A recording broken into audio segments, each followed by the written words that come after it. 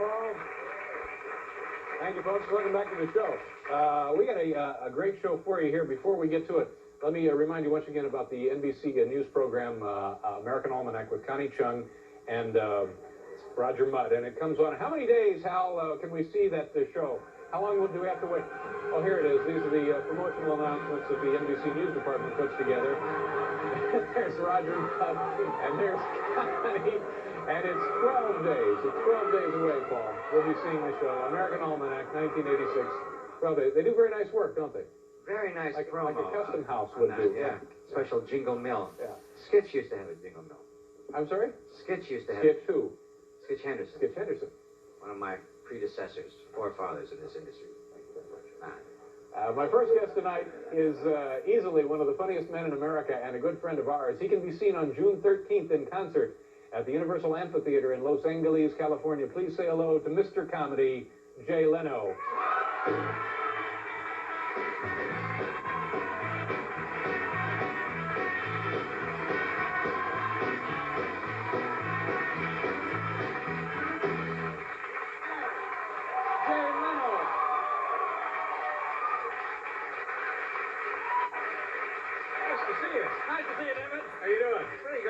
Well, you know what came in the mail yesterday, talking about magazines and people who have things in periodical publications.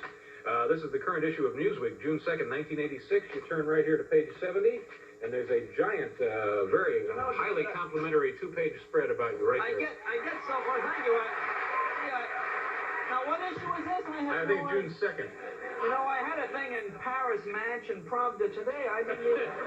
Now, this is pretty much just the United States.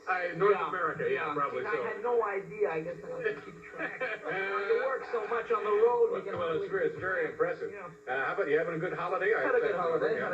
Now, were you involved in the Hands Across America thing by any chance? You know, coincidentally, went right through my living room. Really? Yeah. You know, something I watch it now. It's a good cause. Sure, they're trying to feed... No, it is. But, you know, unfortunately, this is the way people think we affect social change now in America, right? I mean, we hold hands across America. We have a rock concert. We have a comedy show. It's amazing no one has thought to use probably our best tool for social change, and that's called voting. Can we vote once in a while? I mean, wait a minute. Do I really have to stand in a ditch up on the neck and water holding hands with Robert Blake to accomplish something? You know, I watch the news. Now, see, these are all wonderful people that did this. Absolutely. You know, it is a good cause, and all these countries seem to hate us. You know, I turn on the news, all these countries seem so mad at us, and we seem like nice people. Yeah. Why would that be? Well, why do you think they hate us? I had an incident happen to me to make me kind of understand why, especially poor countries don't like us, and it's true. I went into Toys R Us to buy my nephew a present the other day, and I see piled against the wall stacks and stacks of this game, Mr. Potato Head. How do you explain? Yeah, how do you explain to people in other countries that in America we grow food for amusement purposes? Imagine trying to explain Mr. Potato Head to some kid from Biafra. See the potato, Kimber? Oh, Kimber, eat potato. No, Kimber. No, Kimber. No. You don't want to eat the potato, Kimber. You put this little hat on it. Oh, Kimber, eat the hat. Oh, no, Kimber, don't eat that. You know, this is the only country in the world, rather, where we play with food that we grow and food that we make out of chemicals we eat. Yeah. I mean, you can take a chicken McNugget, you can bury it in the earth for 500 years. 500 years from now, somebody will dig it up and go, oh, look, a chicken McNugget. Now, what's the thing Burger King has? Now, they have tender strips. Have you seen this? No. This is the competing... Tender strips of chicken? Yeah. I love to watch Burger King and McDonald's because they always compare themselves to each other. Neither will take the chance of comparing themselves to real food. I don't. You can take a box of chicken strips or tender McNuggets, whatever. You can put them right in front of a chicken. The chicken will go in there and go, I see nothing here that offends me. This isn't cannibalism. You know, what's happening to food? This is a true story. I was in Nashville last week. I had to rent a car. I'm driving down the street. I want to get something to eat. I pull in a Kentucky Fried Chicken. Absolutely true story. I go in there. I tell the girl, let me have 2 breasts and a wing or something. The girl's got the thing, and this is true. She's using the little tongs. She's putting the box. She drops a piece of chicken on her arm, and she goes, ooh, some of it got on me. The other kid comes out. He's got a thing full of sand. Are you okay? What's in this stuff? What's in it? A bucket of sand, huh? I don't understand. Yeah. So you're back in New York. I'm back here. And I know you love coming to New York because your first true love is the live theater. Oh, the live theater. You get a chance to so go to many shows. You get a chance to go to some. Well, what shows have opened? Cobra just opened. What's this about? Another storm, huh? What do you think this one's about, David? Maybe a young boy coming of age in a small Midwestern farm? Why are these movies so violent? Why are they so... we have a VCR. My wife said, let's rent a movie the other night. I said, okay, I'll go down to the tape place to rent a movie. I said, what's a good movie? My wife and I want to watch a movie. This is a true movie. He brings out a tape called Faces of Death. Oh, I've heard about that. I said, no, what is this? It's a tape of people who have been, accidentally killed on camera. The sad thing is, Dick Clark has bought the rights to this thing. And he's releasing it under the new title, Fatal Bloopers. Fatal bloopers. Okay, we have to do a commercial here. Do me a favor, give me a little more Kimba asking for the potato again. Give me a little more. Don't mock me on these things. We'll do a commercial. We'll be back here more with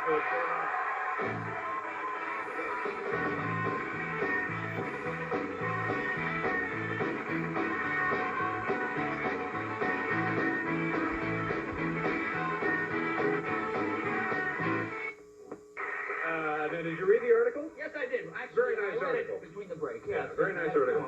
And there's, I'm lucky enough to have a picture of myself in there with you. I fought with them. Thank you, I appreciate that. Take a picture of my friend. You take a great picture here. There's several pictures of you. One there working with your motorcycle engine. Yeah.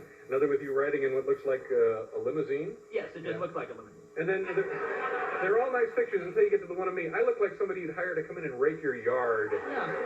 Well, no, that's a very good picture. No, I don't take nice to pictures. see ourselves as others see us. Anyway, do you I read this magazine. yeah. Go on a minute.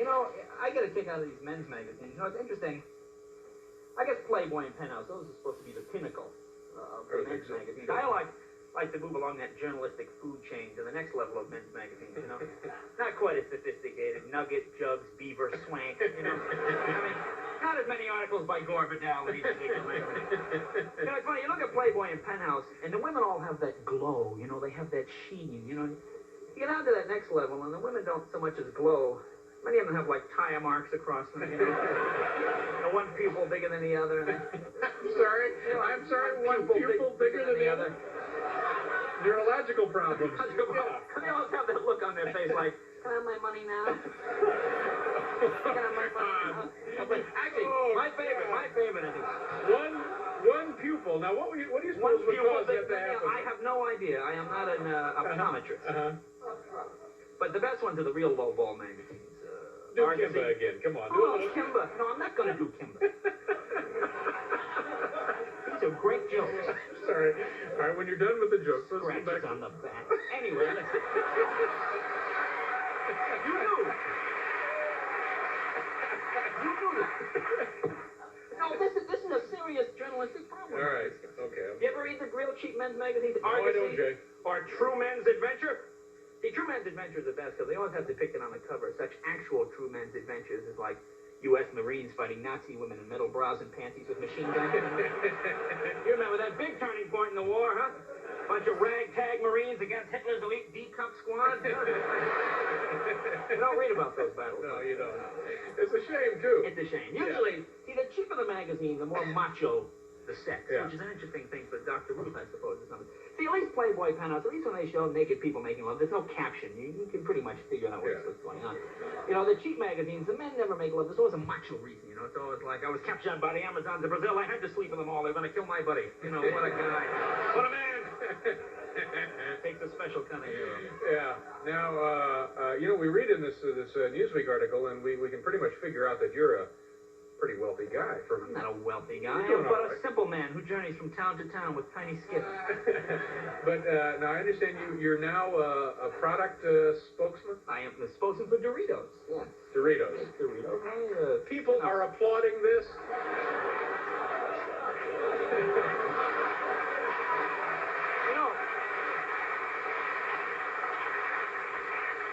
Some guys do it for money. Me, it's just the love of the product. The love of the product. Yeah. Now, what you said earlier about the chicken McNugget pretty much applies to that. No, sure. I would think so. 500 years, I think you could dig these up. Oh, no, all natural. All, the Aztecs used to eat these. All natural. No, thank you very much. I have a show to do. Yeah.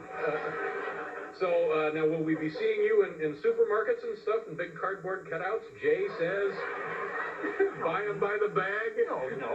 I will probably speak to groups of college students and various Here, businesses. let me get you a napkin to wipe that stuff off your hands. Here you go. Why, thank you, David. So then what else? Boy, I am refreshed. I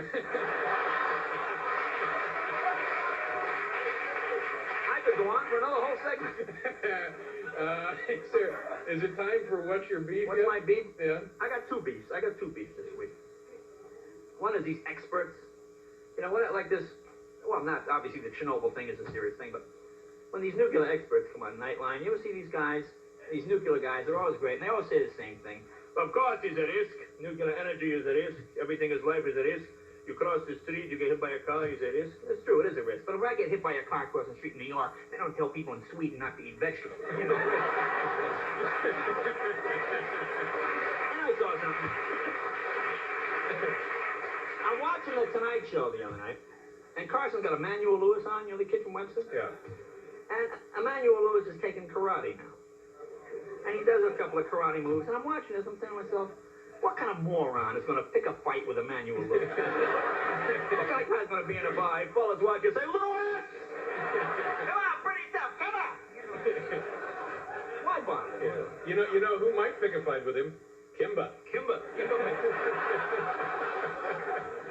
Okay, it's time for the plugs. Where are you going? Where are you going to be? You make it sound so blatant. Me? Well, you know, you see, you think just because. Now, you know what? I have 15 cities. You're going to be at the Universal Amphitheater. The Universal Amphitheater tomorrow. I'm in June Grand 13th. Rapids. You ever been there? Been to Grand Rapids. The Joe Ford Museum. That's where I will. I'll be there Friday. Yeah. In St. Petersburg, Florida, then Orlando, Florida, and Valley Forge, Pennsylvania. You were there once with Tony Orlando, weren't you? No, not at Valley Forge. Pittsburgh, and then Tuesday, Baltimore. Westbury. Yeah. See that? Yeah. Then Richmond, Virginia, then Albany, Coliseum Theater. Oh, Monroeville in Pennsylvania. You got a whole Illinois. country to entertain, don't you, Jay? I've got work to do, David. Rather than sit in a desk and be on TV, I would rather go from home to home and entertain. Listen, congratulations on all your success. All right, Nice to thank see you very much. Come back, Jay. We'll pause here. We'll be right back.